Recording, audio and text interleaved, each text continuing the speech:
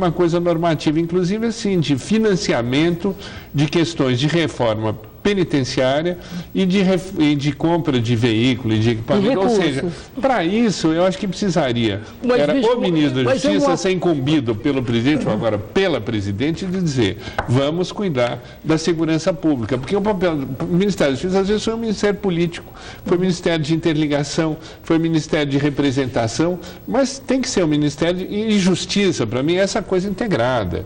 É o sistema judiciário, é o Ministério Público, é o sistema penitenciário e é o sistema policial, porque só funciona bem se funcionar articulado. Sim, mas você disse bem e também lá atrás disse uma coisa muito interessante. Veja bem, apoio material. Nós não temos uma política, a União não chama assim um problema de criminalidade organizada, onde existe controle de território, onde existem milícias, controle social. O que é isso? Isso é secessão do Estado. Isso é falta de segurança pública. O governo federal se limita a repassar, como você falou, verbas, vamos construir uma meia dúzia de presídios de segurança máxima a nível federal, mas veja, a segurança está nos estados e os estados não se comunicam. Pior, as polícias dentro do próprio estado, você sentiu isso melhor do que eu, sabe que a polícia militar é difícil a comunicação com a polícia civil, nós temos aqui, além disso, um Ministério Público que também não se entrosa bem, uma justiça que coloca na rua... É aquela máxima, a polícia prende, a justiça solta, é isso? Mas aí, desculpa, ainda prevalece isso? O território da segurança e da justiça é feito, construído com mitos e com lugares comuns. O maior lugar comum é esse, a polícia prende, a justiça solta. A justiça solta porque a polícia prendeu mal, ou porque instruiu mal, ou porque não fez um bom inquérito. A justiça em São Paulo é uma justiça... Porque manter uma prisão preventiva, por exemplo, ou dar uma liberdade provisória, tendo em vista a classe social. Veja o que aconteceu com o caso de homofobia. É de uma classe social, se diz, os pais têm condições de receber os menores ou têm condições de tutelar. Tem nada, porque o problema de homofobia é problema cultural dentro da família. É uma família que não soube educar para a legalidade, para diversidade. Na própria sociedade e nas igrejas. Quer dizer, é alguma coisa que envolve valores muito mais amplos, né? E profundos. Eu acho o seguinte, que é muito fácil apontar o dedo e dizer, não, a justiça só protege os ricos. Não é verdade. Eu acho que está havendo, inclusive, uma mudança nesse país, o chamado crime de colarinho branco, antigamente ninguém ligava. É verdade. Hoje em dia começa a haver uma repressão, tanto que houve muita gritaria quando a Polícia Federal começou a bater firme no crime de colarinho branco. Agora, que a sociedade é preconceituosa ainda e que isso influi no comportamento da polícia, do judiciário, é lógico que as classes favorecidas são favorecidas também nesse âmbito, mas é muito fácil ficar ali, não, porque é a justiça dos ricos. Mas eu queria centrar um pouco... Saber o que se pode fazer para melhorar essa situação. Mas eu acho que há caminhos para melhorar. Olha, falando em melhorar, a questão de duas polícias que foi mencionado aqui. Eu acho que vale centrarmos a reflexão nisso. Maierovitch acabou de falar que as polícias não se comunicam. Quer dizer, elas apenas não se comunicam, ou elas também competem, ou elas têm aí um problema mais sério do que a comunicação operacional para a eficiência. Então, eu gostaria de centrar um pouco nessa questão, porque sempre se falou, depois da redemocratização do país, dessa herança de polícia militar, que isso era uma coisa incompatível e etc. Quero ouvi-lo sobre isso. É necessário que haja uma unificação das polícias para mais eficiência e maior controle? Ou é mais prático reorganizar a relação dessas duas polícias para que ambas possam ser mais colaboradoras e, por isso mesmo, mais eficientes? Não podemos esquecer que a Constituição de 88 separou a atribuição da Polícia Civil da Polícia Militar. E com isso se pensou que, com atribuições diferentes, cada um balizado, não ocorreriam problemas. E o que se viu? Se continua a ver que o problema criminal é um todo. Não adianta fixar as atribuições, como também não adianta, e eu vou voltar aqui no problema da justiça, não adianta uma justiça, acabamos de ler no jornal agora, caso Celso Daniel, 2002, nós estamos em 2010. Só um? Porque é revel, julgado, porque é revel. Quer dizer, então, o que acontece? É uma justiça tão lenta que não há resposta de rua. Quantas audiências eu presidi como juiz, você participou como advogado, quantas audiências que a testemunha policial não lembra mais do caso? Por quê? São tantas ocorrências por dia aí há 5 anos atrás, como é que vai lembrar? Não lembra. Agora, e a justiça, deixa eu só dar uma concluída. Eu vou concluir citando aqui um grande escritor do Rio Grande do Sul, que diz o seguinte, numa ironia que me parece perfeita. A justiça, que a Temis, o símbolo da justiça, a justiça usa venda. E isso explica muita coisa. Vamos lá, você começou com uma questão e passou para outra. Então, eu vou voltar para a primeira. Não, tá dentro Polícia Civil e Polícia Militar. A realidade é que essa é uma das questões mais angustiantes. Por quê? Porque são duas culturas policiais diferentes. Então, não adianta achar que num passe de mágica se consegue juntar a torcida do Corinthians com a torcida do Palmeiras, porque não dá certo. Agora, quer dizer, é inconciliável? Não, não é inconciliável. Eu acho que justamente é preciso um trabalho de integração que começa pela integração de fichários, pela integração de comunicação, pela integração de trabalho, mas é muito, muito, muito trabalhoso. E sempre, em qualquer processo de mudança, há um risco de você, no começo da mudança, tirar um pouco da eficiência. Então, às vezes, as pessoas têm medo de interferir e, com isso, perder eficiência. Passando um pouquinho para a questão da justiça, eu acho que vai haver uma mudança radical na justiça desse país com a informatização.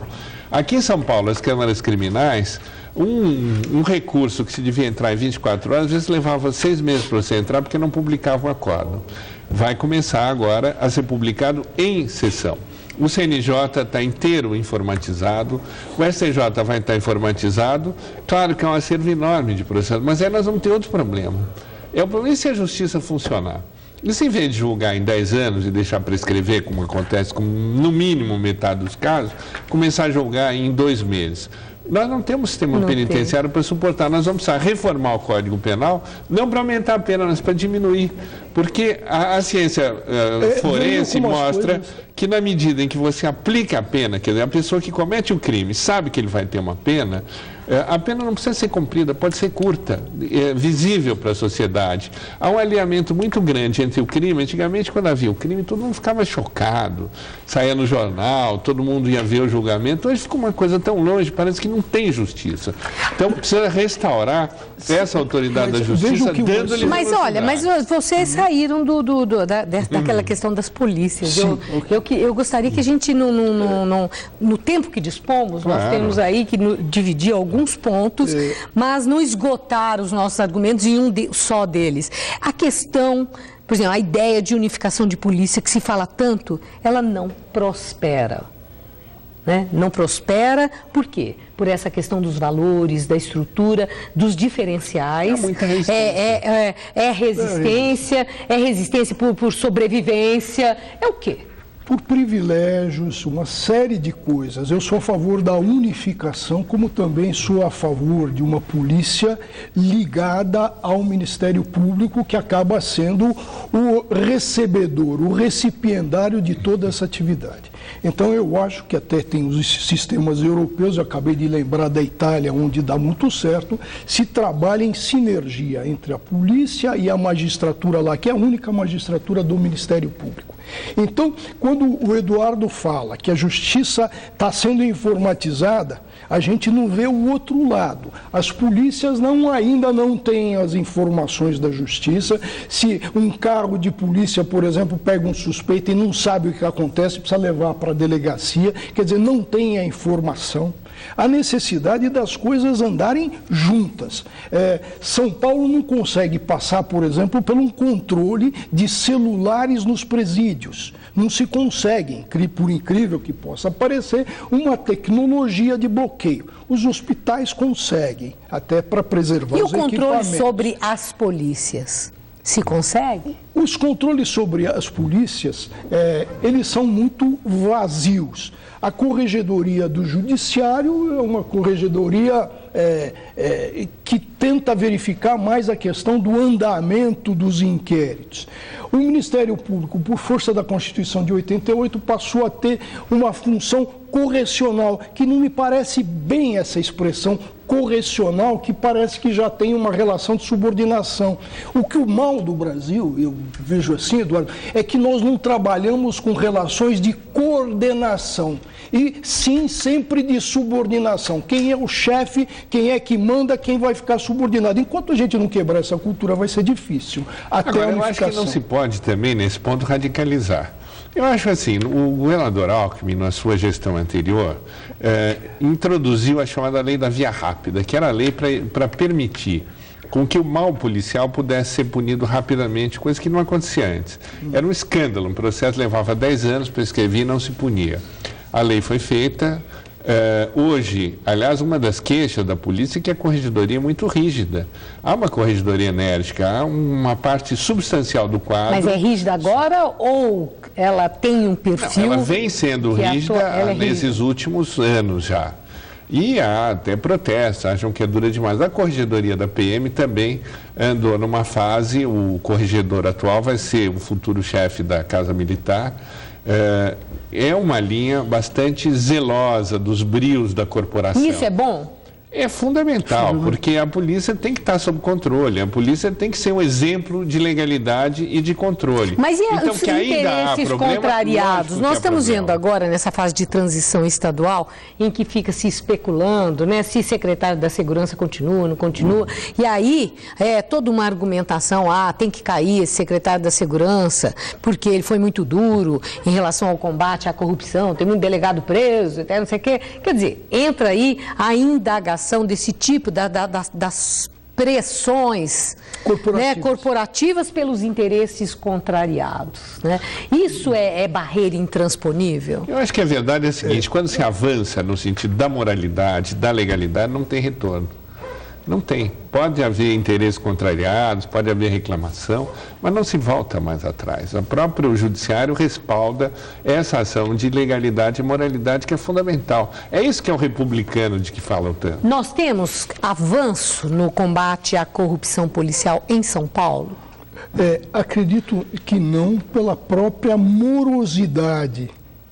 Essa via rápida, quando a Constituição fala aí, acertadamente, em processo administrativo com ampla defesa, essa via rápida choca muito com o dispositivo constitucional e faz com que muitas liminares sejam concedidas. Desculpa, Walter, nesse ponto eu participei da comissão que elaborou a via rápida.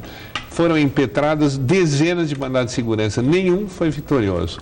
Por quê? Porque quando foi feita a lei, foi feita uma lei que acelerou o processo, respeitando integralmente o direito de defesa. Aliás, em relação ao processo penal, é isso que se quer.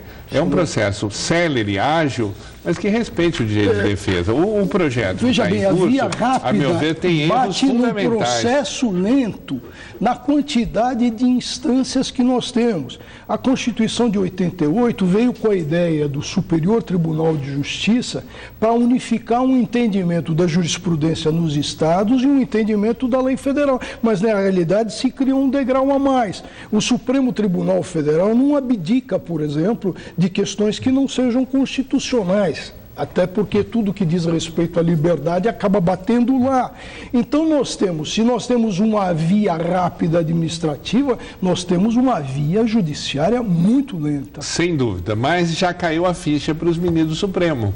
Eles hoje, eles estão fazendo o processo de súmula, eles estão selecionando questões, eles estão procurando resolver questões que prevaleçam no Brasil inteiro, porque aquela visão antiga, que a briga na justiça era individual, cada um tinha que entrar com a sua ação, é um absurdo numa sociedade de massa. Se 5 mil pessoas, 100 mil, 500 mil têm um problema igual, a solução tem que ser a mesma para todos. Isso é igualdade. Para isso serve o Supremo e o STJ, e eles já perceberam que eles têm que julgar coletivamente as questões que são coletivas. Eu quero pedir licença, nós vamos fazer um pequeno intervalo e, ao voltarmos, eu gostaria que falássemos assim um pouco, de ouvi-los, sobre a organização no crime, a eficiência nas ações que tem impressionado, não apenas pelo refinamento estratégico de determinadas atuações criminosas, como pelo equipamento disponível que é apreendido pela polícia